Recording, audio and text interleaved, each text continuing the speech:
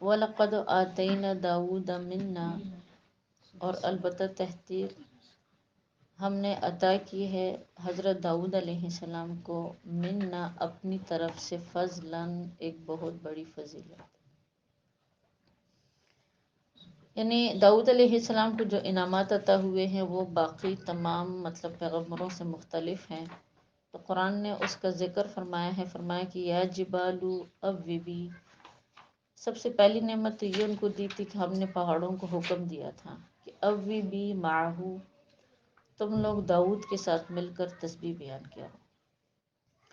وطیرا، اور اسی طرح ہم نے پرندوں کو بھی حکم دیا تھا کہ جب داؤد میرا بندہ میری تسبیح بیان کرے، میری پاکی بیان کرے، تو تم لوگ اس کے ساتھ مل کر میری تسبیح بیان کرو۔ وَأَلَنَّ لَهُ الْحَدِيدَ، اور ہم نے نرم کر دیا ہے لہو ان کے لیے، الحدیدہ لوہے کو، یعنی ہم نے حضرت داؤد علیہ السلام کے لیے لوہے کو بھی نرم کر دیا ہے۔ تو انشاءاللہ اس آیت کو سمجھتے ہیں، پھر آگے ساتھ ساتھ جو انعامات ہیں ان کو ایک ایک کر کے وضاحت کرتے جائیں گے۔ حضرت داؤد علیہ السلام بنی اسرائیل کے پیغمبروں میں سے ایک پیغمبر تھے۔ اللہ پاک نے ان کو بچپن ہی سے ایک بہت بڑی فضیلت عطا کی تھی۔ سورہ بقرہ کے اندر حضرت داؤد علیہ السلام کی یعنی فضیلت میں سے یا پھر صفات میں سے ایک صفت یہ بھی گزری ہے کہ جب طالوت کا مقابلہ جالوت سے ہوا تھا،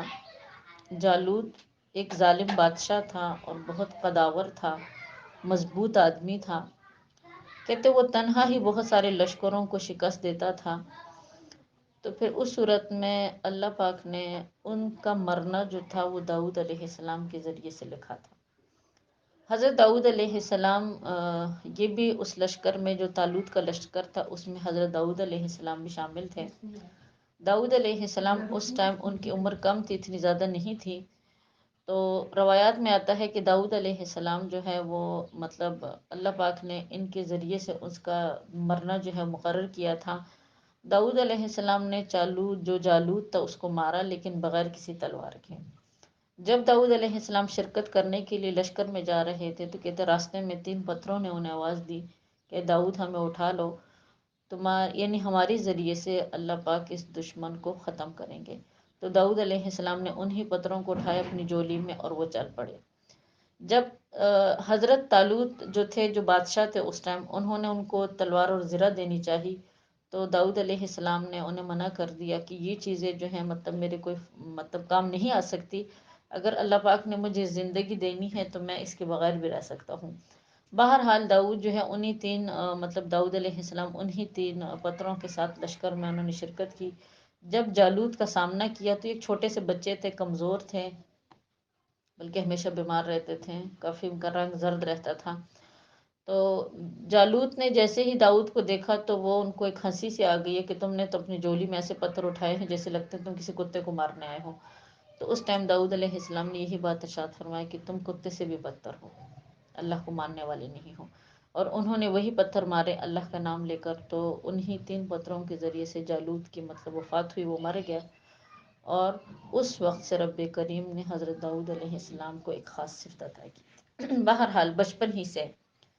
ہر نبی جو ہوتا ہے پیدائشی اس میں کچھ خاص خصوصیات ہوتی ہے، داؤد علیہ السلام بھی ایسے ہی تھے۔ لیکن داؤد علیہ السلام کی دیکھیے جو معجزات ہیں اور جو چیزیں ہیں وہ باقی تمام پیغمبروں سے کافی تبدیل ہیں۔ تو اسی چیز کا ذکر رب کریم نے یہاں پر کیا ہے کہ وَلَقَدْ آتَيْنَا دَاوُودَ مِنَّا فَضْلًا، ہم نے داؤد علیہ السلام کو اپنی طرف سے فضیلت عطا کی۔ یعنی بہت سے مومن بندوں پر، ایمان والے لوگوں پر ہم نے داؤد کو برتری عطا کی تھی۔ اور انہی کے بیٹے حضرت سلیمان علیہ السلام نے اللہ سے دعا کی تھی، اور وہ دعا قرآن کے اندر موجود بھی ہے کہ الحمدللہ الذی فضلنا علی کثیر من عبادہ المؤمنین، کہ اللہ تیرا بہت شکر ہے کہ تو نے ہم کو یعنی ہمارے گھرانے کو فضیلت دی ہے ایمان والے بہت سارے بندوں پر۔ تو انہی نعمتوں میں سے ایک نعمت جو تھی وہ یہ ہے جس کا ذکر آگے قرآن کے اندر آ رہا ہے۔ کچھ علماء مفسرین فرماتے ہیں کہ فضلاً سے مراد جو ہے وہ اللہ کی نبوت ہے، فضلاً سے مراد جو ہے وہ حضرت داؤد علیہ السلام کو اللہ پاک نے جو کتاب عطا کی تھی، آپ سب کو پتہ ہوگا، ان کو جو کتاب ملی تھی وہ زبور ہے، وہ مراد ہے فضلن سے، یعنی ہم نے عطا کی داؤد کو اپنی طرف سے فضل، یعنی انہیں نبوت بھی عطا کی اور انہیں کتاب بھی عطا کی، اس کتاب کا نام ہے زبور۔ اسی طرح پھر انہی انعامات میں سے یا پھر انہی معجزات میں سے ایک معجزہ یہ بھی ہے کہ اللہ نے پہاڑوں کو حکم دیا تھا کہ یا جبالو اوبی معہ، اے پہاڑوں داؤد کے ساتھ تسبیح پڑھو، یعنی جب داؤد تسبیح میں مشغول ہو تو تم بھی ان کے ساتھ تسبیح میں مشغول ہو، اللہ کی پاکی بیان کرنے والے تم بن جاؤ، اللہ کی ذات سے منہ موڑنے والے تم نہ بن جاؤ۔ اور ایسے ہی تھا کہتے جب حضرت داؤد علیہ السلام اللہ کی پاکی بیان کرتے تھے تو یہ جتنے بھی پہاڑ تھے اس ٹائم ان کے قریب، وہ تمام پہاڑ حضرت داؤد علیہ السلام کے ساتھ اللہ کے حکم سے تسبیح بیان کرتے ہیں تھے ان کے ساتھ۔ ویسے تو دیکھیے زمین اور آسمان میں جتنی بھی چیزیں ہیں یہ اللہ کی تسبیح بیان کرتی ہے، اس لیے کہ قرآن کی ایک دوسری آیت میں اللہ کا ارشاد ہے وَإِن مِّن شَيْءٍ إِلَّا يُسَبِّحُ تَسْبِيحَهُمْ، زمین اور آسمان میں کوئی بھی چیز ایسی نہیں ہے جو اللہ کی تسبیح بیان نہ کرتی ہو، لیکن یہاں پر پہاڑوں کو جو اللہ نے تسبیح بیان کرنے کا حکم دیا تھا یہ ایسی تسبیح تھی کہ اس کی جو آواز تھی نا وہ باقی لوگ بھی سنتے تھے۔ ویسے تو دیکھیں اب بھی پہاڑ موجود ہے، پرندے بھی موجود ہیں، درخت بھی موجود ہے، اور یہ سب اللہ کے تسبیح میں مشغول ہے، مصروف ہے۔ بلکہ میں نے اس دن اپنی کلاس میں یہ بات ذکر کی تھی کہ جو بھی جانور یا پھر جو بھی مطلب درخت وغیرہ اللہ کی تسبیح کو کم کر دے یا مطلب اللہ کی تسبیح کو چھوڑ دے تو ان کی موت واقع ہو جاتی ہے۔ ان جمادات جو ہے اور حیوانات جو ہیں ان کی زندگی ہی اللہ کی تسبیح ہے، یعنی ان کی سانسیں ہی اللہ کی تسبیح ہے۔ اگر یہ سانسیں چھوڑ دے، مطلب تسبیح چھوڑ دے، اللہ کی پاکی چھوڑ دے، ذکر چھوڑ دے، تو اسی ٹائم یا تو پھر مطلب اللہ پاک ان پر کسی نہ کسی ذریعے سے کیا کر دیتے ہیں، موت طاری کر دیتے ہیں۔ یہاں پر پہاڑوں کو جو اللہ نے حکم دیا بطور خاص یہ اس تسبیح کا حکم تھا کہ جو تسبیح حضرت داؤد علیہ السلام بیان کرتے تھے، یا پھر حضرت داؤد علیہ السلام جب تورات کی تلاوت اور زبور کی تلاوت کرتے تھے تو کہتے یہ بھی ان کے ساتھ مل کر اس زبور کی کیا کرتے تھے، یہ تلاوت کرتے تھے۔ باقاعدہ ان پہاڑوں سے ان تسبیح کی آواز عام لوگ بھی سنتے تھے۔ وہ طویرہ، اور اسی طرح پرندوں کے بارے میں بھی آتا ہے کہ یہ بھی حضرت داؤد علیہ السلام کے ساتھ مل کر اللہ کی تسبیح بیان کرتے تھے۔ بلکہ ایک دوسری مقام پر علامہ بیضاوی رحمہ اللہ فرماتے ہیں کہ آیت اس طرح ہے کہ وَلَقَدْ آتَيْنَا دَاوُودَ مِنَّا فَضْلًا وَهِيَ تَوِيبُ الْجِبَالَ وَالطَّيْرَ، یعنی ہم نے اپنی طرف سے داؤد کو فضیلت دی تھی کہ وہ فضیلت یہ تھی کہ پہاڑ اور پرندے ان کے ساتھ تسبیح پڑھتے تھے۔ اب یہ جو پرندے ان کے ساتھ تسبیح پڑھتے تھے تو اس کے بارے میں روایات میں آتا ہے کہ حضرت داؤد علیہ السلام جب اللہ کی تسبیح پڑھتے تھے یا پھر وہ زبور پڑھتے تھے تو ہوا میں چلتے پرندے جو تھے کہتے وہ اسی جگہ پر رک جاتے تھے، اور داؤد علیہ السلام کی یعنی سروں کے اوپر وہ جہاں چلتے ہوئے اوپر آسمان ہی میں مطلب اپنے پروں کو وہ روک لیتے تھے، وہ رک جاتے تھے اور بلند آواز سے حضرت داؤد علیہ السلام کے ساتھ وہ تسبیح پڑھتے تھے۔ اور کچھ روایات میں یہ بات بھی آتی ہے کہ حضرت داؤد علیہ السلام کو اللہ پاک نے جب حکم دیا کہ یا جبال اوبی معہ،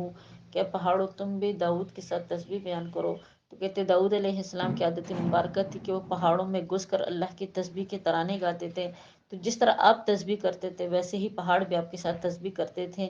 اور اسی طرح کچھ روایات میں یہ بات بھی آتی ہے کہ حضرت داؤد علیہ السلام کے بدن میں اگر کچھ سستی پیدا ہو جاتی تھی تو ان کو چست بنانے کے لیے اللہ پاک پہاڑوں کی تسبیح کی آواز ان کو سنوا دیتے تھے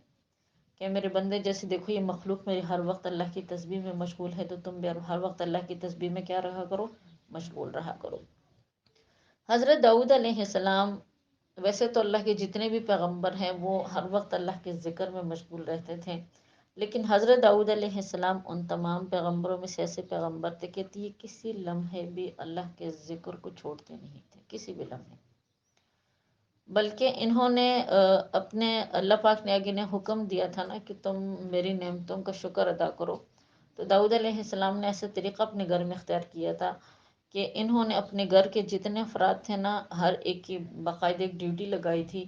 یعنی مخصوص ٹائم، جیسے 1 گھنٹہ تم نے تسبیح کرنی ہے، 1 گھنٹہ تم نے اللہ کے ذکر میں مشغول رہے۔ خود تو ہر ٹائم رہتے ہی تھے، لیکن گھر کے جتنے افراد تھے دن اور رات کا کوئی حصہ سے نہیں گزرتا تھا کہ اس گھر میں اللہ کا ذکر نہ ہوتا تھا، وہ ہر وقت اللہ کا ذکر کرتے تھے۔ حدیث پاک میں آتا ہے کہ اللہ کے پیغمبر صلی اللہ علیہ وسلم نے ارشاد فرمایا کہ اللہ کو تمام انسانوں میں سب سے زیادہ محبوب جو تھے وہ حضرت داؤد علیہ السلام کے روزے تھے۔ حضرت داؤد علیہ السلام کے روزے رکھنے کا معمول یہ تھا کہ وہ ایک دن روزہ رکھتے تھے اور ایک دن افطار کرتے تھے۔ پوری زندگی انہوں نے یہی معمول اپنائے رکھا، ایک دن روزہ رکھتے تھے اور ایک دن روزہ چھوڑتے تھے۔ یعنی سمجھے کہ انہوں کی زندگی کے جتنے سال تھے ان میں سے آدھے سال انہوں نے بتائیں کس میں گزارے ہیں، روزے کی حالت میں گزارے ہیں۔ تو بہرحال داؤد علیہ السلام کو رب کریم نے ایک بہت خوبصورت آواز عطا کی تھی۔ ان کی آواز سن کے نا انسان، پرندوں کو تو چلو حکم تھا نا کہ ان کے ساتھ تسبیح پڑھے، پہاڑوں کو بھی حکم تھا، لیکن کہتے حضرت داؤد علیہ السلام جب زبور کی تلاوت کرتے تھے تو ان کی آواز جہاں جہاں تک پہنچتی تھی، حتیٰ کہ چلتا ہوا پانی بھی کہتے ٹھہر جاتا تھا حضرت داؤد علیہ السلام کی آواز سن کر، یعنی تلاوت کی آواز سن کر۔ اور پہاڑ، جنگلوں کے اندر جتنے بھی چرند پرند جانور، مطلب جیسے بھی جانور ہوتے تھے وہ سارے قریب آ کر حضرت داؤد علیہ السلام کے پاس بیٹھتے تھے اللہ کے کلام کو سننے کے لیے۔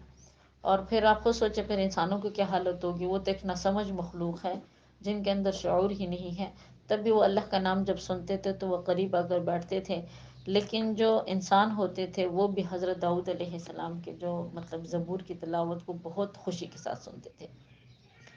حضرت داؤد علیہ السلام کی آواز کی جو سر تھی نا، کہتے ہی اللہ پاک نے حضرت ابو موسیٰ اشعری رضی اللہ تعالیٰ عنہ کو عطا کی تھی۔ آپ صلی اللہ علیہ وسلم نے کئی مرتبہ حضرت ابو موسیٰ اشعری رضی اللہ تعالیٰ عنہ کو مخاطب کر کے فرمایا کہ ابو موسیٰ اشعری میرے سامنے قرآن کی تلاوت کرو۔ تو کہتے وہ بڑے حیران ہوتے تھے کہ یا رسول اللہ، قرآن تو آپ پر اترا ہے تو میں آپ کے سامنے قرآن کی تلاوت کروں؟ آپ صلی اللہ علیہ وسلم فرماتے تھے کہ تمہیں داؤد کے سر میں سے اللہ پاک نے ایک سر عطا کیا ہے، میرے سامنے قرآن پاک پڑھو، مجھے تمہاری آواز سے قرآن پاک سنتے ہوئے سرور ملتا ہے، یعنی خوشی محسوس ہوتی ہے۔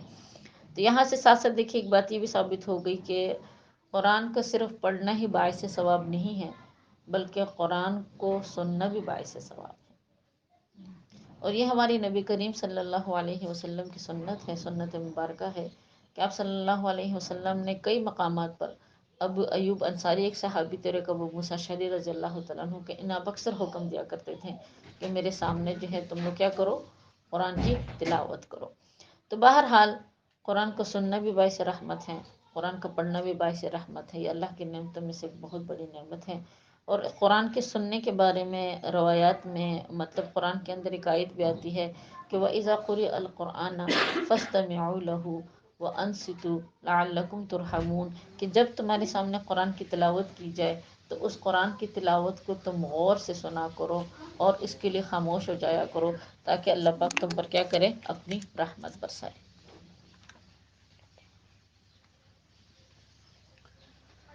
آگے فرمایا گیا ہے کہ وَأَلَنَّ لَهُ الْحَدِيدُ، اور ہم نے حضرت داؤد علیہ السلام کے لیے لوہے کو بھی نرم کر دیا۔ ہم نے حضرت داؤد علیہ السلام کے لیے لوہے کو نرم کر دیا۔ تو اس کا بھی شان نزول کچھ سمجھے پس منظر۔ انفال وہ دروازہ بند کر دو، بچوں کی آواز آ رہی ہے۔ روایات میں آتا ہے کہ حضرت داؤد علیہ السلام جب بنی اسرائیل کے بادشاہ ہوئے، یعنی اللہ پاک نے آپ کو ایک تو نبوت دی تھی، نبوت کے ساتھ ساتھ آپ کو مطلب بادشاہی بھی ملی تھی، بادشاہت بھی ملی تھی۔ بنی اسرائیل میں واحد حضرت داؤد علیہ السلام ایسے تھے کہ جن کو اللہ پاک نے یہ دونوں عہدے دیے تھے، ورنہ بنی اسرائیل میں جو نبوت والے تھے نا اللہ پاک نے، وہ الگ لوگ تھے، یعنی انبیاء کی جو اولادیں تھی جن کو اللہ پاک ان کی سلسلے میں نبوت جاری کرتے تھے وہ لوگ الگ تھے۔ اور اسی طرح جن کو اللہ پاک نے سلطنت دینی ہوتی تھی، بادشاہت دینی ہوتی تھی، تو وہ شاہی جو لوگ ہوتے تھے نا وہ الگ ہوتے تھے۔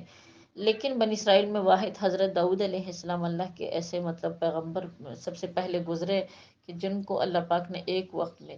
حکومت بھی عطا کی اور ان کو اللہ پاک نے ایک وقت میں ساتھ ساتھ نبوت بھی عطا کی۔ تو حضرت داؤد علیہ السلام کے بارے میں آتا ہے کہ جب یہ بادشاہ ہوئے بنی اسرائیل کے تو آپ کا دستور تھا کہ آپ اکثر مطلب لوگوں کے حالات سے باخبر رہنے کے لیے اپنے بیس کو بدل کر راتوں کو باہر نکلتے تھے، اور جو لوگ آپ کو نہیں پہچانتے تھے ان کے پاس جا کر آپ ان سے پوچھتے تھے کہ بتاؤ داؤد کیسا بندہ ہے، یعنی وہ آپ لوگوں کی مدد کرتا ہے یا نہیں، یا اس سے کوئی حق تلفی تو نہیں ہوتی۔ اس طرح طریقہ کار داؤد علیہ السلام اس لیے اپناتے تھے، وہ یہ جاننا چاہتے تھے کہ لوگ میرے بارے میں کیا رائے رکھتے ہیں۔ ظاہر بات ہے وہ بادشاہ تھے، تو بادشاہ کے سامنے تو ہر ایرا غیرہ مطلب سلامی ہی پیش کرتا ہے، تو اس لیے حضرت داؤد علیہ السلام اپنا طور طریقہ یہ اپناتے تھے کہ مجھے خود معلوم ہو کہ واقعی میرے جو اہل و عیال ہیں اور جو مطلب میرے ماتحت لوگ ہیں وہ مجھ سے خوش ہے کہ نہیں ہے، تو اپنا بیس بدل کر کے تھے اکثر اوقات ایسی جگہوں پر جاتے تھے جہاں پر داؤد علیہ السلام کو کوئی پہچانتا نہیں تھا، اور ان سے پوچھتے تھے کہ بتاؤ داؤد کیسا بندہ ہے۔ تو ہر بندہ داؤد علیہ السلام اللہ کے پیغمبر پہ ظاہر بات ان کے ذات میں کوئی کمی تو نہیں تھی، پیغمبر جتنے بھی دنیا میں آئے ہیں وہ تمام معصوم ہیں گناہوں سے، ہر طرح کی ناانصافی سے، ہر طرح کے گناہوں سے معصوم ہیں۔ تمام لوگ یہی کہتے تھے کہ داؤد ایک اچھا انسان ہے اور وہ ہمارا بہت زیادہ خیال رکھتا ہے۔ ایک دفعہ اللہ رب العزت نے ایک فرشتے کو انسانی شکل میں مقرر کیا راستے میں، داؤد علیہ السلام اسی طرح جب اپنا بیس بدل کر وہاں سے گزر رہے تھے تو داؤد علیہ السلام نے کہتے ان سے پوچھا کہ بتاؤ داؤد کیسا انسان ہے، وہ مطلب کیسا بادشاہ ہے، وہ تم لوگوں کی حفاظت کرتا ہے، خیال رکھتا ہے یا نہیں؟ تو کہتے اس فرشتے نے جو انسانی شکل میں ان کے سامنے آیا تھا انہوں نے کہا کہ داؤد ایک بہت اچھا انسان ہے، لیکن ان میں ایک بات جو مجھے مطلب مناسب نہیں لگتی، ایک بات ان میں پائی گئی ہے۔ تو داؤد علیہ السلام نے کہتے جیسی یہ بات سنی تو ان کا جسم کانپنا شروع ہو گیا اور ان کے دل پر خوف طاری ہو گیا، اور ان سے پوچھا کہ بتاؤ تو صحیح کہ کیا ایسا کام ہے جو مطلب کیسا مطلب ان کا فعل ہے، کام ہے کہ جس سے مطلب تم مطمئن نہیں ہو؟ تو اس فرشتے نے جو انسانی شکل میں تھا کہ تو اس نے کہا کہ داؤد بہت اچھا انسان ہے، اللہ کا بہت لوگوں کا خیال رکھتا ہے، لیکن کاش اس میں عادت نہ ہوتی کہ وہ خود بھی بیت المال سے کھاتا ہے، اپنے گھر والوں کو بھی بیت المال سے کھلاتا ہے، اور اسی طرح جو رعایا ہے ان کے جو ماتحت ہے ان کو بھی بیت المال سے کھلاتا ہے۔ حضرت داؤد علیہ السلام نے کہتے ان کی بات سنی، پھر ساتھ ساتھ سوچ میں پڑ گئے، فکر میں پڑ گئے کہ واقعی حقیقت تو ہے کہ میں خود بھی بیت المال میں سے کھاتا ہوں اور ساتھ ساتھ مطلب میں اپنے گھر والوں کو بھی کھلاتا ہوں۔ تو کہتے اس ٹائم انہوں نے اللہ سے دعا کی کہ اللہ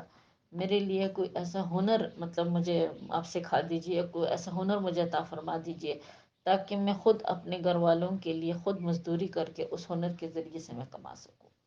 تو اس ٹائم اللہ رب العزت نے ان کو یہ چیز عطا کی تھی،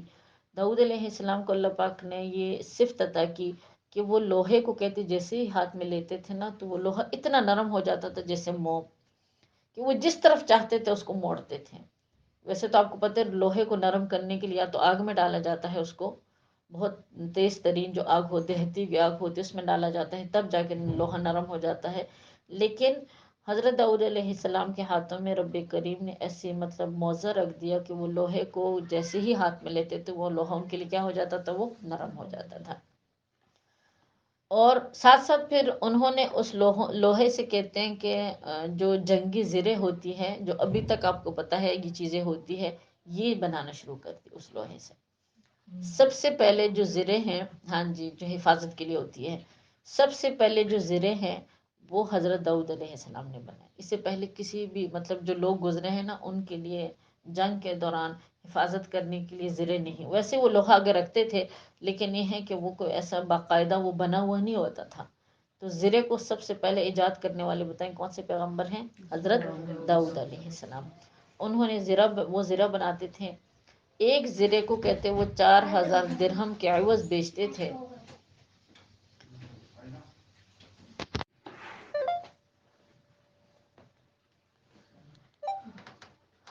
تو دیکھیں انشاءاللہ بسم اللہ الرحمن الرحیم، بات ہو رہی تھی کہ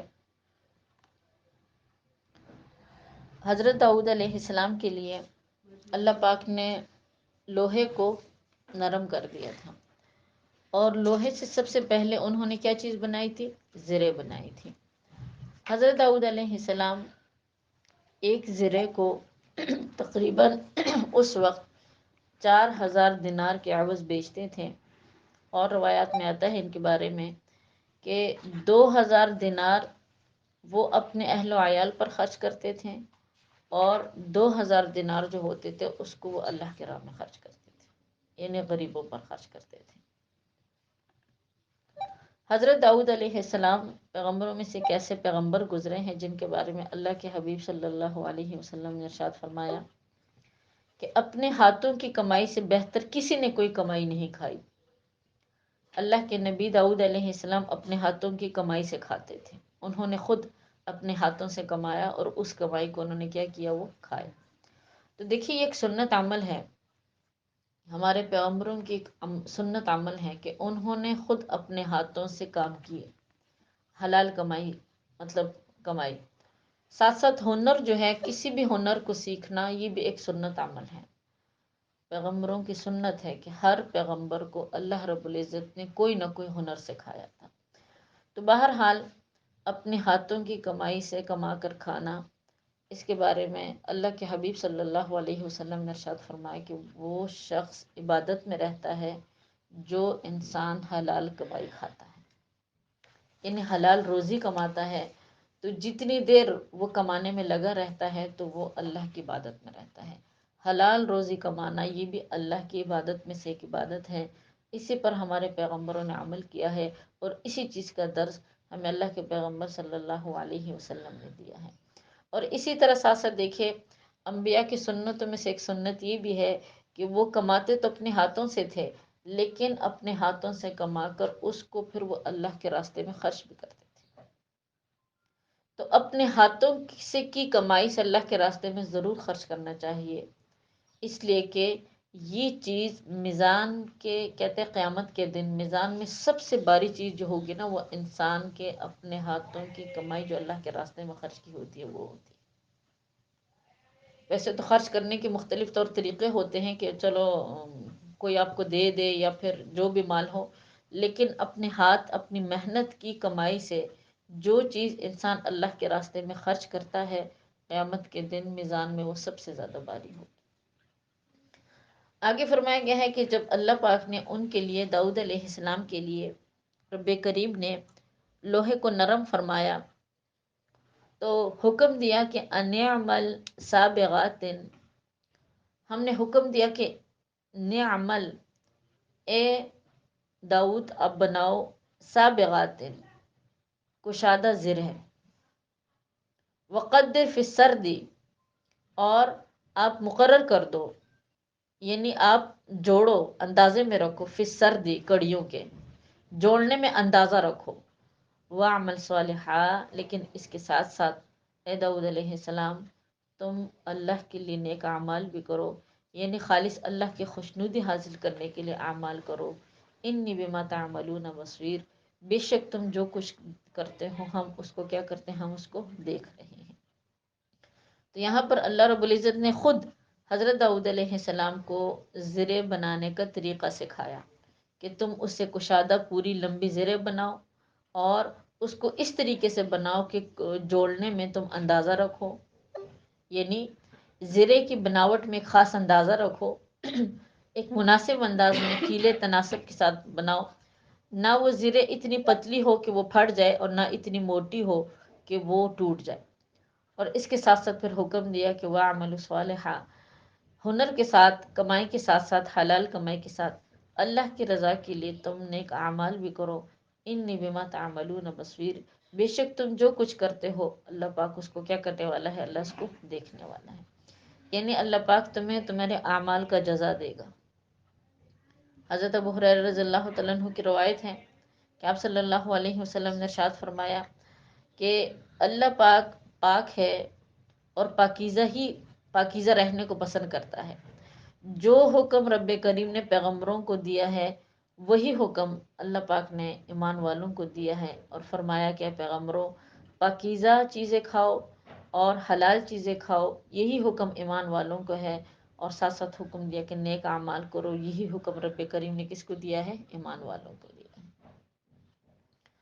اس کے بعد، اس آیت کے بعد اللہ پاک نے ان کے بیٹے حضرت سلیمان علیہ السلام جو ہے ان کا ذکر فرمایا کہ وَلِسُلَيْمَانَ الرِّيحَ، اور حضرت سلیمان علیہ السلام کے لیے اللہ پاک نے ہواؤں کو تابع کر دی۔ غُدُوُّهَا شَهْرٌ وَرَوَاحُهَا شَهْرٌ، وہ جو ہوائیں تھی جو حضرت سلیمان علیہ السلام کے تابع تھی، وہ صبح سے زوال تک، یعنی جہاں پر رفتار 1 ماہ کی ہو تو صبح سے شام تک وہ جو ہوائیں ہوتی تھی اس کو پہنچا دیتی تھی، یعنی عام مسافت اگر 1 ماہ کی ہوتی تھی، 1 ماہ میں انسان اتنا سفر طے کرتا تھا، تو وہ جو ہوائیں ہوتی تھی وہ حضرت سلیمان علیہ السلام کو یعنی ایک دن میں یا پھر کچھ لمحوں میں اس جگہ تک پہنچاتی تھی۔ وَرَوَاهُ شَهْرٌ، اور حضرت سلیمان علیہ السلام کی جو شام ہوتی تھی وہ دوسرے شہر میں ہوتی تھی، یعنی ایک دن میں حضرت سلیمان علیہ السلام 2 ماہ کی مسافت طے کرتے تھے۔ آج کل ہوائی جہاز بھی اتنی تیزی سے نہیں جاتے جس طرح وہ ہوائیں کے لیے مسخر تھی۔ غدوها شہر، ان کی صبح کسی اور شہر میں ہوتی تھی، رواحها شہر، اور ان کی جو شام ہوتی تھی وہ دوسرے شہر میں ہوتی تھی۔ بلکہ روایات میں آتا ہے کہ حضرت سلیمان علیہ السلام جو تھے وہ صبح کا ناشتہ کسی اور جگہ کرتے تھے اور شام کا کھانا کسی دوسرے ملک میں کرتے تھے، دوسری جگہ پر کرتے تھے۔ تو اللہ پاک نے حضرت سلیمان علیہ السلام کو یعنی یہ معجزات عطا کیے تھے، اور سلیمان علیہ السلام نے کہتے خود اللہ سے دعا مانگی تھی۔ آپ صلی اللہ علیہ وسلم نے حدیث مبارکہ میں بات ارشاد فرمائی کہ اللہ پاک سے حضرت سلیمان علیہ السلام جو اللہ کے نیک بندے تھے انہوں نے دعا مانگی۔ 3 دعائیں ایسی ہیں کہ جو انہوں نے اللہ سے مانگی، ان میں سے 2 تو اللہ پاک نے ان کے حق میں قبول کی تھی، اور تیسری کی بھی میں امید رکھتا ہوں کہ اللہ نے وہ بھی ان کے حق میں قبول کی ہوگی۔ اب وہ 3 دعائیں کون سی ہیں تو اس کے بارے میں روایات میں آتا ہے، سب سے پہلی دعا جو حضرت سلیمان علیہ السلام نے اللہ سے مانگی تو وہ یہ تھی، یا اللہ مجھے عدل کے ساتھ، انصاف کے ساتھ اپنی رضا کے لیے فیصلے کرنے کی توفیق عطا فرما۔ یعنی عدل انہوں نے مانگا تھا، انصاف انہوں نے مانگا تھا۔ یہ چیز اللہ پاک نے سلیمان علیہ السلام کو عطا کی ہے۔ یہاں پر سورہ سبا میں تو نہیں لیکن سورہ سواد میں اور اسی طرح سورہ صافات میں ذکر آتا ہے کہ سلیمان علیہ السلام کے سامنے ایسے بہت سارے مقدمات آئے ہیں کہ ان کا فیصلہ حضرت داؤد علیہ السلام بھی نہیں کر سکے، لیکن سلیمان علیہ السلام نے ان کا فیصلہ کیا ہے، اور اللہ پاک نے ان کے حق میں ان کی یہ دعا قبول کی تھی۔ وہ ہمیشہ جب بھی فیصلہ کرتے تھے تو وہ بتائیں وہ کسے کرتے تھے، وہ عادل سے کرتے تھے۔ دوسری چیز جو انہوں نے اللہ سے مانگی تھی جس کا ذکر قرآن کے اندر بھی ہے کہ انہوں نے اللہ سے دعا مانگی تھی کہ یا اللہ آپ مجھے ایسی حکومت عطا کر دیں کہ نہ تو مجھ سے پہلے کسی کو ویسی حکومت عطا کی گئی ہو، نہ میرے بعد کسی کو ایسی حکومت عطا کی گئی ہو، اور اللہ پاک نے ان کی زندگی میں ان کی دعا قبول کی تھی۔ سلیمان علیہ السلام کے جو واقعات ہیں وہ عام عقل سے سمجھنے سے بعید ہیں، ٹھیک ہے نا۔ دنیا کے اندر جتنی مخلوقات تھی یہ تمام ان کے تابع تھی، حتیٰ کہ جنات بھی ان کے تابع تھے۔ جنات ایک سرکش قوم ہے لیکن وہ بھی ان کے تابع تھے۔ اور جو حکومت اللہ پاک نے سلیمان علیہ السلام کو عطا کی تھی، جیسے ہواؤں کا مسخر ہونا، یعنی وہ ہواؤں کے ذریعے سفر کرتے تھے، بلکہ خود نہیں پورے پورے لشکر اپنے ساتھ ہواؤں میں لے کر جاتے تھے، فوجی دستے لے کر جاتے تھے، ایسے وہ سفر کرتے تھے۔ تو آپ کو پتہ ہے کہ کسی پیغمبر نے کبھی ایسا سفر کیا، کسی پیغمبر نے بھی نہیں کیا۔ اور تیسری چیز جو تھی جو انہوں نے اللہ سے مانگی تھی کہ یا اللہ بیت المقدس کی سب سے پہلے جو تعمیر کی تھی وہ حضرت سلیمان علیہ السلام نے کی تھی۔ اس سے پہلے اس کی تعمیر حضرت اسحاق علیہ السلام نے کی تھی، لیکن وہ تعمیر جو تھی وہ ختم ہو چکی تھی۔ تو پھر اس کی سب سے پہلے تعمیر دوسرے نمبر پر کس نے کی تھی؟ حضرت سلیمان علیہ السلام نے کی تھی۔ حضرت سلیمان علیہ السلام نے بیت المقدس کی جو تعمیر کی تھی، مسجد اقصی، اس کے حق میں اللہ پاک سے دعا مانگی تھی کہ یا اللہ جو شخص بھی اس مسجد کے اندر نماز پڑھے، یا اللہ اس نماز کو اس کے حق میں قبول فرما اور اس کی مغفرت فرما، اور اس کی عبادات کا اس کو رب کریم تو زیادہ ثواب عطا فرما دے۔ تو اس دعا کے بارے میں اللہ کے پیغمبر صلی اللہ علیہ وسلم نے بات ارشاد فرمائی کہ مجھے امید ہے کہ اللہ پاک نے ان کی یہ دعا بھی ان کے حق میں کیا کی ہوگی؟ قبول کی ہوگی۔ اس لیے کہ سلیمان علیہ السلام نے وہ مسجد بنائی تو تھی، حدیث پاک میں آتا ہے کہ آپ صلی اللہ علیہ وسلم نے ارشاد فرمایا مسجدوں کے متعلق کہ جو انسان اپنے محلے کی مسجد میں نماز پڑھتا ہے تو اللہ اس کو 10 گنا ثواب عطا کرتے ہیں، اور جو انسان یعنی بیت المقصی میں، یعنی جس کو مسجد اقصی کہا جاتا ہے، وہاں پر نماز پڑھتا ہے تو اللہ رب العزت اس کو 40,000 نمازوں کا ثواب عطا کرتے ہیں، اور کچھ روایت میں ہے کہ 10,000 نمازوں کا ثواب عطا کرتے ہیں۔ جو انسان مسجد نبوی میں نماز پڑھتے ہیں اللہ اس کو 50,000 نمازوں کا ثواب عطا کرتے ہیں، اور جو حرم شریف میں کعبۃ اللہ میں نماز پڑھتا ہے تو اللہ اس کو 1,00,000 نمازوں کے بقدر کیا کرتے ہیں؟ ثواب عطا کرتے ہیں۔ بہرحال یہ تین باتیں ایسی تھی جنہوں نے اللہ سے مانگی اور اللہ پاک نے ان کے حق میں یہ دعا قبول کی۔ تو یہاں پر دیکھیے میں نے آپ کو بتایا کہ ہر نبی کو اللہ رب العزت نے کوئی نہ کوئی ہنر دیا ہے۔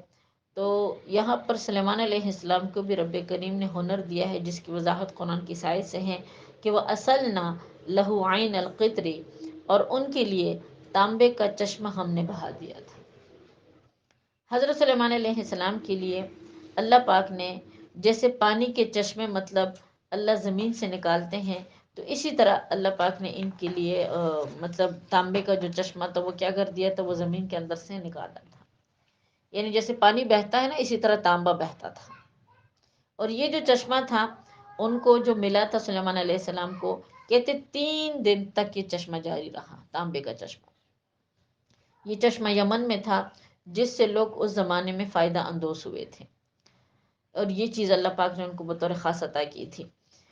آگے قرآن پاک نے مزید حضرت سلیمان علیہ السلام کے بارے میں بات ارشاد فرمائی کہ وَمِنَ الْجِنِّ مَن يَعْمَلُ بَيْنَ يَدَيْهِ بِإِذْنِهِ رَبِّهِ، کچھ جنات، یعنی جنات میں سے بھی اللہ پاک نے کچھ جنات کو تابع کیا تھا حضرت سلیمان علیہ السلام کے، مَن يَعْمَلُ، کہ وہ کام کرتے تھے، بَيْنَ يَدَيْهِ، حضرت سلیمان علیہ السلام کے سامنے، بِإِذْنِ رَبِّهِ، لیکن جنات کا جو تابع تھا، بتائیں یہ کس کے حکم سے تھا؟ اللہ کے حکم سے تھا۔ اللہ پاک کے حکم سے جنات کو سلیمان علیہ السلام نے تابع کیا تھا، ورنہ ویسے جنات پر کنٹرول پانا ایک مشکل ترین کام ہے۔ اور اسی وجہ سے نعوذ باللہ لوگوں نے سلیمان علیہ السلام کو ساحر کہنا شروع کر دیا تھا بعد میں، کہ آپ جادوگر ہیں۔ حالانکہ آپ جادوگر نہیں تھے، آپ تو پیغمبر تھے، پیغمبر خدا صلی اللہ علیہ وسلم تھے، اور معصوم تھے ہر طرح کے گناہوں سے۔ اللہ پاک نے آپ کے تابع جنات کو کر دیا تھا اور حکم دیا تھا، وَمَن يَزِغْ مِنْهُمْ عَنْ أَمْرِنَا، تم میں سے جو بھی ہمارے حکم کے خلاف ورزی کرے گا، یعنی جنات کو حکم تھا، یعنی اگر تم سلیمان کے لیے کام نہیں کرو گے، اس کی بات نہیں مانو گے، نُذِقْهُ مِنْ عَذَابِ السَّعِيرِ، تو ہم تمہیں دردناک عذاب چکائیں گے۔ تو اس کے بارے میں روایات میں آتا ہے کہ حضرت سلیمان علیہ السلام کے مطلب جو جنات ان کے تابع تھے، بڑے بڑے جنات، سرکشارے جنات ان کے تابع تھے، تو اس پر اللہ پاک نے ایک فرشتے کو مقرر کیا تھا کہ اگر سلیمان کی بات نہیں مانو گے، جو کام وہ تمہیں کہیں گے اس کام کو نہیں کرو گے، تو پھر تمہیں بطور سزا وہ فرشتہ جو تھا وہ ان کو سزا دیتا تھا، یا تو مارنے کے ذریعے سے دیتا تھا، یا جو بھی طریقہ تھا، خیر اللہ کو بہتر معلوم ہے، لیکن وہ فرشتہ اس کو سزا دیتا تھا۔ تو اس ڈر کے مارے وہ جو جنات تھے وہ سلیمان علیہ السلام کی بات کو کیا کرتے تھے؟ وہ مانتے تھے۔ اور ساتھ ساتھ روایات میں حکم ہے، یعنی قرآن کے اندر آیت ہے کہ یعملون لہ ما یشاء، سلیمان علیہ السلام جو کچھ بھی بنوانا چاہتے تھے وہ اس کو کس سے بنواتے تھے؟ وہ جنات سے بنواتے تھے۔ اس لیے کہ دیکھیے جنات انسانوں کے مقابلے میں کافی مضبوط ہوتے ہیں اور وہ کر سکتے تھے، تو کہتے جو کچھ بھی چاہتے تھے سلیمان علیہ السلام، تو وہ اس کو کس سے بنواتے تھے؟ ان جنات سے بنواتے تھے۔ انہیں میں سے کچھ چیزوں کا ذکر ہے کہ مم محاریبا، ایک تو انہوں نے ان جنات سے بڑی بڑی عمارتیں بنوائی تھی، بہت خوبصورت، پہاڑوں کو تراش کر، پتھروں کو تراش کر، کہتے ہیں انہوں نے حضرت سلیمان علیہ السلام کے لیے ہر جگہ پر محل بنایا تھا، اور یہ سارے محلات انہوں نے کس سے بنوائے تھے؟ جنات سے۔ سلیمان علیہ السلام کہتے خود جنات کو بہت مشقت میں مبتلا رکھتے تھے، تکلیف میں، مطلب ان سے زیادہ کام لیتے تھے۔ مقصد ان کا صرف یہ تھا تاکہ یہ لوگوں کو اللہ کے ذکر سے غافل نہ کرے۔ جب یہ مشغول ہوں گے، فارغ نہیں ہوں گے، ان کے پاس ٹائم نہیں ہوگا، تو پھر یہ کیا کریں گے؟ لوگوں کو گمراہ نہیں کر سکیں گے۔ اسی طرح پھر فرمایا گیا کہ وَتَمَاثِيلَ، اور حضرت سلیمان علیہ السلام کے لیے وہ مورتیاں بھی بناتے تھے۔ جس چیز کی بھی مورتی بنانا ہے، مورتی کہتے ہیں کہ شکل کو، مطلب جو مجسمہ ہوتا ہے، لیکن یہاں پر اس میں تفصیلات آ رہی ہیں، انشاءاللہ میں ساتھ ساتھ آپ کو بعد میں سمجھاتی ہوں یہ آیت کا ترجمہ کرنے کے بعد۔ وَجِفَانٍ، اور لگن، یعنی ان کے لیے مطلب بڑے بڑے حوض انہوں نے بنائے، کل جوابی، جیسے مطلب بہت بڑے حوض ہو اس کی مانند، وقدور الراسیات، اور بڑی بڑی دیگیں، اتنی بڑی دیگیں وہ ہوتی تھی کہ ان کو ہلانا انسانوں کی بس کی بات نہیں ہوتی تھی، وہ ایک ہی جگہ پڑی رہتی تھی، یعنی ایک اس جگہ سے وہ ہلتی بھی نہیں تھی۔ تو بہرحال یہاں پر دیکھیے کہ ایک بات کو ساتھ سمجھنے کی کوشش کرتے ہیں۔ روایات میں آتا ہے کہ سب سے پہلے حضرت سلیمان علیہ السلام نے مطلب ان جنات سے بیت المقدس کی تعمیر کروائی تھی۔ ویسے تو بیت المقدس کی تعمیر کے بارے میں روایات میں یہ بات آتی ہے کہ حضرت داؤد علیہ السلام نے وہ شروع کی تھی۔ جب انہوں نے اس کی دیواریں کافی اوپر چڑھا دی تو کہتے اللہ کی طرف سے حکم آیا کہ اے میرے حبیب داؤد، اس مسجد کی جو تکمیل ہوگی وہ تمہارے تمہارے بیٹے کے ہاتھ سے ہوگی۔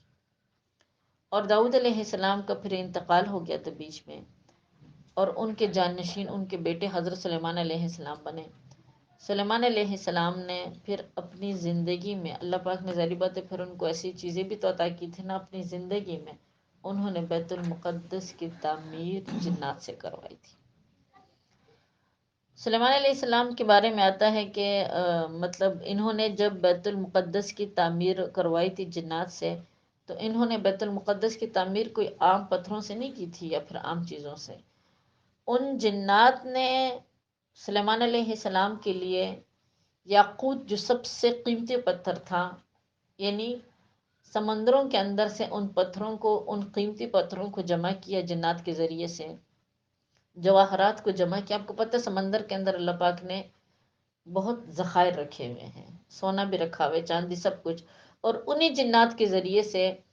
ان یعنی سمندروں کے اندر سے انہوں نے بہت سارا سونا جمع کیا، بہت ساری چاندی جمع کی، بہت سارا یاقوت جمع کیا، یعنی تمام قیمتی چیزیں جو تھی نا وہ انہوں نے مطلب ان جنات کے ذریعے سے سمندر کے اندر سے جمع کی۔ اور کہتے انہوں نے اتنا جمع کیا، اتنا جمع کیا نا کہ اللہ کو معلوم ہے، اور اگر وہ کام میں سستی کرتے تھے تو پیچھے سے ان کو مار پڑتی تھی، ان کو سزا ملتی تھی۔ جب اتنا کچھ جمع کیا سمندروں کے اندر سے، چمکدار موتی، تمام چیزیں، تو اس کا مقصد کوئی ایسا نہیں تھا نعوذ باللہ کہ سلیمان علیہ السلام اس کو اپنی ذات کے لیے لینا چاہتے تھے۔ انہوں نے ان قیمتی جواہرات کے ذریعے سے کہتے بیت المقدس کی تعمیر کی۔ بیت المقدس کی جو چھت تھی نا اس ٹائم انہوں نے سونے سے بنائی تھی، پورا کا پورا سونا لگا ہوا تھا اس میں۔ اور اسی طرح جو ان کی دیواریں ہی تھی تو کہتے اس میں یاقوت پتھر جو تھا وہ بہت مہنگا ہے، وہ لگا ہوا تھا۔ بہرحال خلاصہ کلام یہی ہے کہ بیت المقدس کی جو تعمیر حضرت سلیمان علیہ السلام نے کی تھی بہت ہی زیادہ خوبصورت تھی، اور اس کے اندر بہت زیادہ سونا اور بہت زیادہ چاندی جو تھا نا، مطلب یہ چیزیں وغیرہ لگی ہوئی تھی۔ بلکہ روایات میں آتا ہے کہ جب رات کا اندھیرا چھا جاتا تھا تو بیت المقدس اس طرح چمکتی تھی نا جیسے 14 کی رات میں مطلب چاند چمکتا ہے۔ تو اس طریقے سے یعنی وہ بیت المقدس میں نا مطلب انہوں نے تعمیرات کی تو بہت قیمتی چیزیں لگائی تھی۔ اور ساتھ ساتھ کہتے ہیں کہ حضرت سلیمان علیہ السلام نے جو بنی اسرائیل کے علماء تھے ان کو پھر بلوایا اور ان سے کہا کہ دیکھو یہ جو عمارت ہے، یہ جو مسجد ہے، اس کو میں نے خالص اللہ کی رضا کے لیے میں نے بنائی ہے، میرا کوئی مقصد اس میں نہیں، اس میں جو کچھ بھی ہو وہ صرف اور صرف کس کے لیے ہو؟ اللہ کے لیے ہو۔ بلکہ روایات میں آتا ہے کہ جس روز حضرت سلیمان علیہ السلام بیت المقدس کی تعمیر سے فارغ ہوئے تو کہتے آپ نے اس روز جشن بنایا، اور اسی جشن میں پھر آپ نے اللہ پاک سے وہ 3 دعائیں کی جس کا ذکر میں نے آپ کے سامنے کر دیا۔ ان دعاؤں کا ذکر اللہ کے پیغمبر صلی اللہ علیہ وسلم نے کیا تھا کہ سلیمان علیہ السلام جب بیت المقدس کی تعمیرات سے فارغ ہوئے تو آپ نے اللہ سے 3 دعائیں کی، جن میں سے آپ نے فرمایا کہ 2 دعائیں تو ان کی دنیا میں قبول ہوئے، اور تیسری دعا کے بارے میں بھی آپ صلی اللہ علیہ وسلم نے ارشاد فرمایا کہ مجھے امید ہے کہ اللہ پاک نے ان کی یہ دعا بھی کیا کی ہوگی، بتاؤ قبول کی ہوگی۔ اور تیسری دعا کیا تھی کہ انہوں نے کہ یا اللہ اس میں جو نماز پڑھے تو ان کے اجر کو بڑھا، جو 2 رکعت نفل بھی پڑھے تو ان کے تمام گناہوں کو تو کیا کر دے، تو مٹا دے۔ تو آپ علیہ السلام نے فرمایا کہ مجھے امید ہے کہ اللہ پاک نے ان کے اس مطلب دعا کو قبول کیا ہوگا۔ اب یہاں پہ دیکھیں مسئلہ صاف سمجھنے کا یہ ہے کہ کیا مسجدوں کو سونے اور چاندی سے تعمیر کرنا جائز ہے یا نہیں ہے؟ اللہ کے پیغمبر تھے، انہوں نے ایسا کام کیا ہے، تو کیا اس کو مطلب کسی بھی مسجد کو سونے اور چاندی سے تعمیر اس کی جائز ہے یا نہیں؟ تو دیکھیے میں آپ کو یہ بات بتاؤں ساتھ ساتھ کہ قرآن کا نزول بے شک اللہ کے پیغمبر صلی اللہ علیہ وسلم پر ہے، اس میں کافی پہلے پیغمبروں کے واقعات بھی مذکور ہے، لیکن پہلے پیغمبروں کے لیے اللہ رب العزت نے جن چیزوں کو ان کے امتوں کے لیے جن چیزوں کو حلال کیا تھا، بعض اوقات وہ چیزیں ہمارے لیے کیا ہو جاتی ہیں، وہ حرام ہو جاتی ہیں، اور جن چیزوں کو اللہ رب العزت نے ان کے لیے حرام قرار دیا تو وہ چیزیں ہمارے لیے حلال بھی ہیں، ٹھیک ہے نا؟ تو مسجد کے آراستہ ہونے میں علماء کرام کا اختلاف ہے۔ کچھ علماء تو فرماتے ہیں کہ مسجد کی بہت زیادہ آرائش نہیں کرنی چاہیے، اس لیے کہ پھر نمازی جب نماز پڑھتے ہیں تو پھر انسان کی نظر زیادہ تر اس آرائش کی طرف جاتی ہے، یعنی نماز میں اس کی طرف جہاں دھیان جاتا ہے کہ دیکھو یہ مسجد کتنی خوبصورت ہے اور یہ جگہ کتنی خوبصورت ہے۔ اسی وجہ سے پھر کہا جاتا ہے کہ کبھی نماز بھی اتنی خوبصورت اور منقش بچھا کے ہمیں نماز نہیں پڑھنی چاہیے کہ ہمارا ذہن اس نقش کی طرف اور اس نقوش کی طرف جائے، اس کی خوبصورتی کی طرف جائے کہ یہ چیز کتنی خوبصورت ہے۔ لیکن کچھ علماء فرماتے ہیں کہ اگر اللہ کے پیغمبروں نے ایسا کیا ہے تو اس کی اجازت ہے، لیکن آپ صلی اللہ علیہ وسلم نے اپنے قول سے اس چیز کو منع فرمایا ہے۔ آپ صلی اللہ علیہ وسلم نے فرمایا کہ قرب قیامت میری امت میں کچھ ایسے لوگ آئیں گے کہ ان کی توجہ نماز پر تو نہیں ہوگی لیکن ان کی توجہ مسجدوں کے آرائش پر ضرور ہوگی، انہیں خوبصورت خوبصورت مسجدیں بنیں گی۔ خوبصورت مسجد بنانا کوئی گناہ نہیں ہے، اللہ کا گھر ہے، اللہ کے گھر کو بندہ جتنا خوبصورت بنا سکتا ہے بنا سکتے ہیں، لیکن اس کے اندر کام ایسا نہیں کرنا چاہیے، یعنی سادگی اختیار کرنی چاہیے، کہنے کا مقصد یہ ہے اس کے اندر کام ایسا نہیں کرنا چاہیے کہ وہ کام جو ہے وہ مسجدوں نمازیوں کی توجہ کو اپنی طرف جو ہے وہ موڑ لے۔ بہرحال جو مینار ہوتا ہے مسجد کا اس کے بارے میں تو باقاعدہ حکم ہے کہ مطلب تم اس کو نہ مزین کرو، خوبصورت بناؤ۔ اور کچھ روایات میں اللہ کے پیغمبر صلی اللہ علیہ وسلم نے فرمایا کہ جس مسجد کی آرائش بہت زیادہ اچھی طریقے سے کی گئی ہو تو اس میں نماز نہ پڑھی جائے۔ مسجد کو اس کا حق، یعنی اس کا حق یہی ہے کہ تم خشوع اور خضوع کے ساتھ اس میں نماز پڑھو، اس کے اندر شور نہ مچاؤ، وہاں پر دنیا کی باتیں نہ کرو، وہاں بیٹھ کر تم کیا کرو، تم اللہ کا ذکر کرو۔ جہاں تک بات تھی ان کی حضرت سلیمان علیہ السلام کی، تو میں نے کہا کہ وہ بہت پہلے پیغمبر گزرے ہیں، ان کے امت میں اس وقت شاید یہ چیز جائز تھی، لیکن ہمارے لیے آپ صلی اللہ علیہ وسلم نے اس چیز کو کیا قرار دیا ہے، ناجائز اور مکروہ قرار دیا ہے۔ اچھا، بیت المقدس کی جو تعمیر تھی جو مطلب سونے چاندی سے ہوئی تھی، یہ کافی ٹائم تک رہی تھی اور پھر جب بخت نصر جو ایک ظالم بادشاہ تھا بنی اسرائیل پر مسلط ہوا تھا، تو کہتے انہوں نے بہت سارے اسرائیلیوں کو قتل کیا تھا، کچھ کو قید بنا لیا تھا، اور انہوں نے بیت المقدس کی تعمیر جو تھی وہ توڑ دی تھی، اس کے اندر جتنا سونا تھا اور جتنے قیمتی جواہرات جتنی چیزیں تھیں نا وہ سارے انہوں نے لے لی تھی بخت نصر، اور بیت المقدس کو اس ٹائم انہوں نے مطلب وہ کر دیا تھا، تباہ کر دیا تھا۔ جنات نے یمن میں حضرت سلیمان علیہ السلام کے لیے بہت بڑے بڑے اور عجیب قلعے بھی تعمیر کیے تھے۔ آگے قرآن کا لفظ ہے کہ وہ تماثیلا، وہ مورتیاں بھی بناتے تھے، یعنی سلیمان علیہ السلام کے لیے وہ درندوں کی پرندوں کی تصویریں بھی بناتے تھے۔ تو دیکھیے ہم بات یہاں پر بھی وہی بات آ رہی ہے کہ حضرت سلیمان علیہ السلام کے دور میں ایسی مورتیاں بنانا کیا تھی، یہ جائز تھے ان کے امت کے لیے، لیکن امت محمدیہ صلی اللہ علیہ وسلم کے لیے اللہ رب العزت نے اس چیز کو کیا قرار دے دیا ہے، ناجائز۔ بخاری شریف اور مسلم شریف کی روایت میں حضرت عبداللہ بن عباس رضی اللہ تعالیٰ عنہ کی روایت ہے، فرماتے ہیں عبداللہ بن عباس کہ میں نے خود سنا اللہ کے پیغمبر صلی اللہ علیہ وسلم سے کیا فرما رہے تھے کہ ہر مصور دوزخ میں جائے گا، جو صورت اس نے بنائی ہوگی اس میں قیامت کے دن جان ڈالی جائے گی اور وہی تصویر اس کو دوزخ میں عذاب دے گی۔ عبداللہ بن عباس رضی اللہ تعالیٰ عنہ نے فرمایا کہ درختوں کی اور بے جان چیزوں کی تصویریں بنانے میں کوئی حرج نہیں، اس کو بندہ بنا سکتا ہے، لیکن کسی بھی زیرو چیز کی تصویر بنانا کسی کے لیے کیا ہے بتائیں، یہ جائز نہیں۔ آپ صلی اللہ علیہ وسلم نے فرمایا کہ جس گھر کے اندر کتے ہو اور جس گھر کے اندر تصاویر ہو، اللہ کے رحمت کے فرشتے اس گھر کے اندر کیا ہوتے ہیں؟ داخل نہیں ہوتے۔ بہرحال تصویریں بنانے والے اور ان کو ایک سخت عذاب کی وعید ہے۔ ہماری امت میں اس چیز کو جو ہے اللہ رب العزت نے ناجائز قرار دیا ہے۔ آپ صلی اللہ علیہ وسلم نے مزید فرمایا کہ قیامت کے دن ایک گردن ہوگی اور وہ صرف گردن ہوگی، اور وہ تمام لوگوں سے سب سے اونچی گردن ہوگی۔ کہتے وہ گردن جب برآمد ہوگی تو اسی گردن کے اندر دو آنکھیں بھی ہوں گی، دو کان بھی ہوں گے، اور فرمایا کہ جو سن رہے ہوں گے اور زبان بھی ہوگی جو بول رہی ہوگی، اور وہ گردن کہے گی کہ مجھے اللہ پاک نے 3 لوگوں پر مسلط کیا ہے۔ ایک تو ہر ظالم پر جو ظلم کرتا تھا دنیا میں، نمبر 2 ہر اس شخص پر جو اللہ کے ساتھ شرک کرتا تھا، اور ہر وہ بندہ جو تصویریں بناتا تھا، مصور جو مورتیاں بناتا تھا، تصویریں بناتا یہ مطلب جو تصویر تصویر اکثر کے عکس قدر رسمی کوئی بھی ہو، تمام ناجائز ہیں۔ کیمرے کے ذریعے سے جو تصویریں لی جاتی ہیں نا، اس کو بھی لوگ جائز قرار دیتے ہیں۔ ہاں مجبوری اب اس حد تک ہو گئی ہے،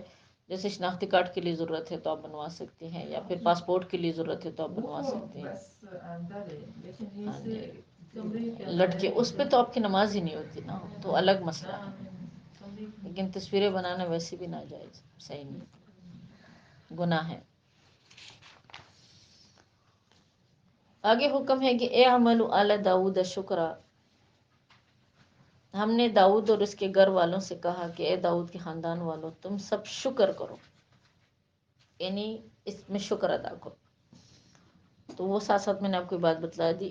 یعنی نعمتوں کا شکر ادا کرو۔ حضرت داؤد علیہ السلام کے گھر میں کوئی بندہ کسی وقت کسی لمحے ایسا نہیں ہوتا تھا کہ جو اللہ کے شکر میں مشغول نہیں ہو۔ تمام گھرانوں میں اللہ کے حبیب نے فرمایا کہ داؤد علیہ السلام کا گھرانہ ایسا تھا کہ جنہوں نے اللہ کا کثرت سے شکر ادا کیا ہے۔ دن رات کوئی لمحہ ایسا نہیں تھا کہ جس میں کوئی بندہ شکر میں مشغول نہ ہو۔ لیکن دیکھیں شکر ادا کرنا یہ بھی اللہ کی نعمتوں میں سے ایک نعمت ہے کہ اللہ پاک جس کو توفیق دیتے ہیں وہ شکر ادا کرتا ہے۔ اللہ کی نعمتوں پر شکر ادا کرنا یہ بھی اللہ ہی کی ایک نعمت ہے، یعنی اس شکر پر بھی ہمیں شکر کرنا چاہیے کہ اللہ تو نے ہمیں توفیق دی ہے، اس پر بھی تیرا شکر ہے۔ وَقَلِيلٌ مِّنْ عِبَادِيَ الشَّكُورُ، اور فرمایا میرے بندوں میں بہت کم لوگ ایسے ہیں کہ جو میرا کیا کرنے والے ہیں؟ شکر ادا کرنے والے ہیں۔ اس لیے کہ ہماری زیادہ تر زندگی تو شکوہ و شکایتوں میں گزرتی ہیں۔ ہم سمجھتے ہیں کہ ہم دنیا کی سب سے مظلوم ترین مخلوق ہیں،